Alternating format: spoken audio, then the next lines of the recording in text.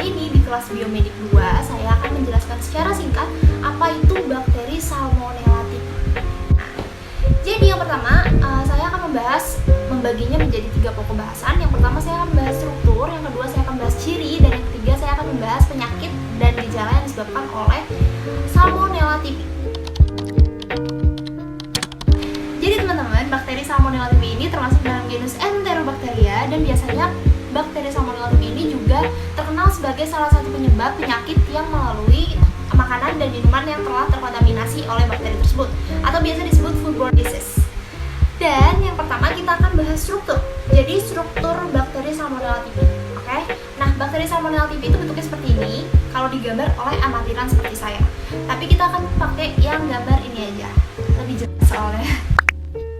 Oke, secara garis besar bakteri Salmonella typhi ini terdiri dari 3 antigen utama. Yang pertama itu antigen H, yang kedua antigen O, dan yang ketiga itu antigen VI. Yang pertama antigen H. Antigen H ini biasa disebut flagella atau yang seperti ini. Dan yang saya bulatkan merah itu adalah antigen H-nya. Dan yang kedua adalah antigen O atau antigen somatik. Antigen O atau antigen somatik ini terletak di lapisan luar tubuh, atau yang saya bulatkan merah di sini itu adalah antigen O-nya. Kemudian yang ketiga itu adalah antigen VI atau antigen yang terletak di lapisan paling terluar, benar-benar keluar. Dan antigen ini biasa disebutnya itu kapsul. Dia ini hanya ada di beberapa sel farajah. Itu antigen VI atau yang saya bulatkan. Oke, sekarang kita move on akan membahas ciri dari bakteri Salmonella typhi. Jadi yang pertama, dari mulai bentuk bakteri Salmonella typhi ini adalah berbentuk batang. Kemudian jenis garam. Jenis garamnya dari bakteri Salmonella typhi ini adalah jenis garam negatif. Yang dimana yang memiliki jenis garam negatif ini artinya dia itu kurang rentan terhadap penisilin, terus juga dia nggak resisten terhadap gangguan fisik, terus dinding selnya ini tipis, dan biasanya dia punya sitoplasma membran.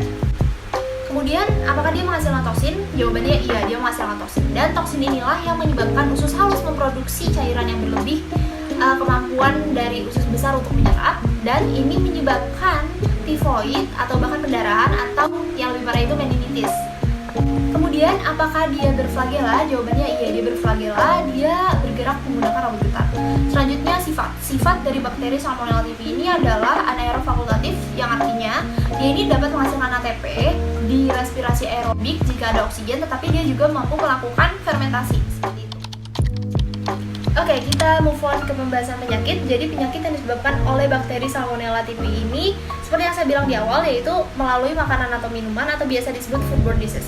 Dan teman-teman, kalian tahu gak sih, bakteri Salmonella typhi ini biasanya itu terkenal banget sama jadi salah satu penyebab penyakit tifus. Tapi sebenarnya nggak cuma itu doang gitu.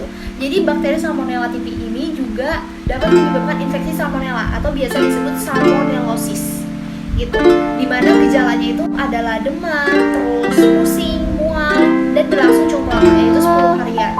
Jadi teman-teman, bakteri Salmonella typhi ini dia menyebar dan menular melalui kotoran, makanan, dan minuman yang telah terkontaminasi gitu. Dan bagaimana sih caranya agar kita terhindar dari bakteri Salmonella typhi ini?